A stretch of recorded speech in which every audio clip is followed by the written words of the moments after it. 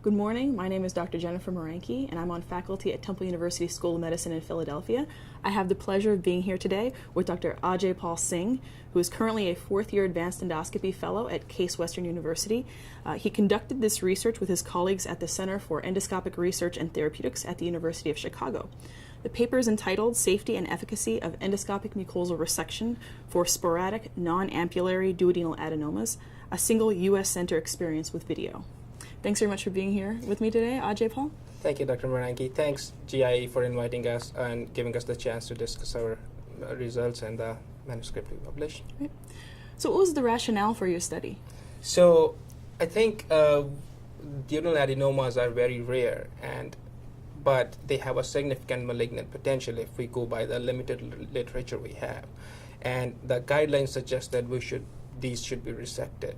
Historically, surgery was done for either a pancreatic duodenectomy or a transduodenal excision, but both of these are associated with significant morbidity, not insignificant mortality, and the recurrence after transduodenal excision is also very high. That would need surveillance. So EMR is being increasingly done for these adenomas over the last couple of decades, but the literature we have is very heterogeneous and very sparse.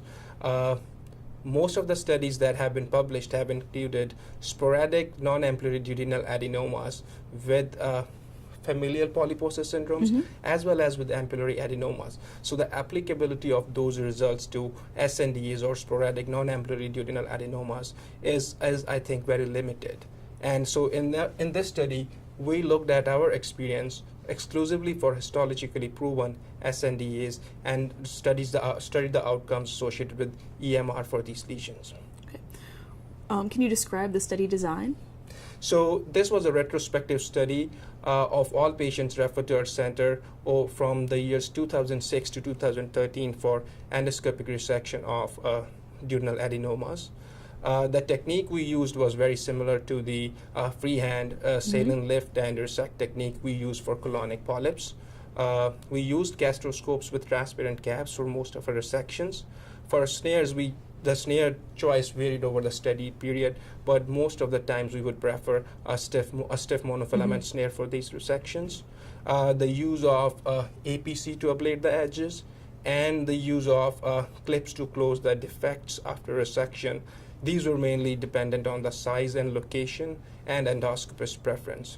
Any intraprocedural bleeding was controlled by use of BiCAP, bipolar electrocoagulation.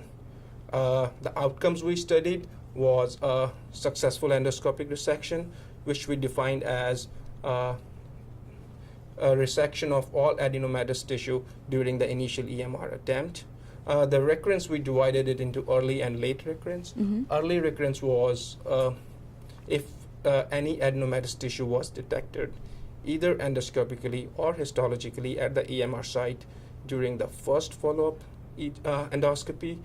And late recurrence was defined as detection of adenomatous tissue if the initial follow-up endoscopies did not show adenoma, but we detected adenoma later on. Okay. What were the time points for those follow-up endoscopies? So this is a very interesting point because their guidelines do not suggest any time points or how to follow up these. And in fact, ASGE, Standards of Practice Committee, came up with a statement paper on these in 2006, and they highlighted that there is limited data on how to survey these and what timelines we should be following. So based on what previously has been published, we were doing our first follow-up endoscopy at 3 to 6 months, and then ideally the second follow-up 1 year after that. Okay, great. And what were your results? So we had a total of 68 patients that were referred to us for EMR of these lesions. After those, 51 patients underwent EMR, 10 patients we were referred to surgery for various reasons, including circumferential adenomas or absence of lifting, and a couple of patients for their preference, they wanted to undergo surgery. 7 patients decided not to undergo surgery or resection and wanted conservative treatment. So overall, 51 patients underwent EMR. The mean adenoma size in our study was around 22 millimeters, and most of the adenomas were located in the second portion of the duodenum. As far as the resection outcomes, Most of the polyps were resected in piecemeal fashion, 75% of them, and bipolar coagulation to control intraprocedural bleeding was needed in 1/3 of the patients, and we used APC around in 1/3 of the patients to ablate the edges of the margins. And approximately 80% of the lesions we were tried to close with the use of hemostatic clips. Okay.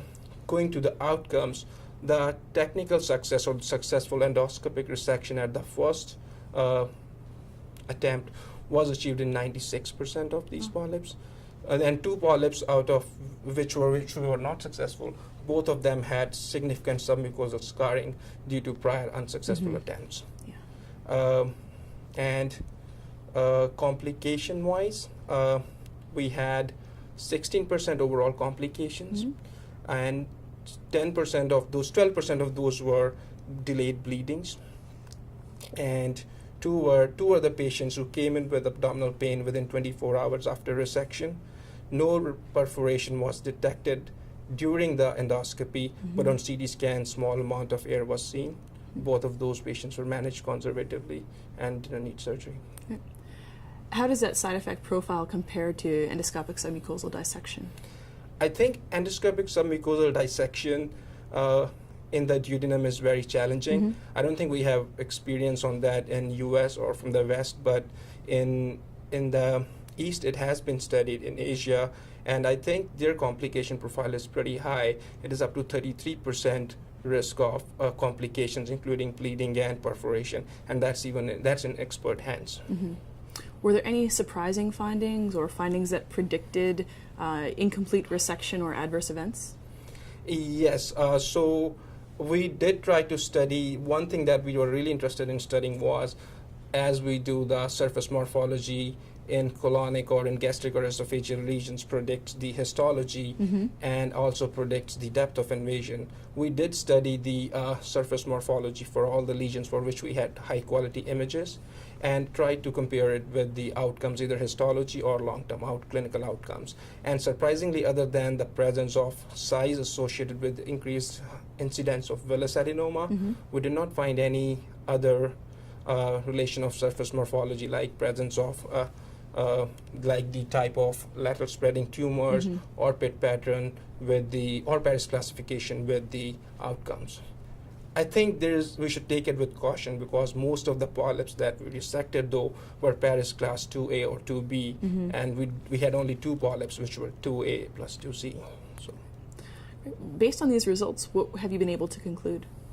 So I think the technical success, the clinical remission rate in our study at the end of last follow-up EGD was 90%.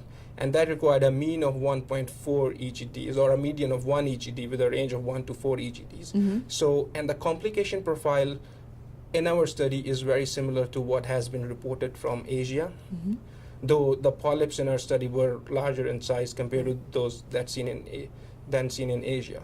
So we think that EMR for SND is safe and can be done, but it is still associated with significant recurrence rate. One thing I would like to mention, that recurrence rate in our study, the early recurrence rate was 25% and late recurrence rate was 5%. But we were able to treat these successfully endoscopically to achieve a clinical remission rate of 90%.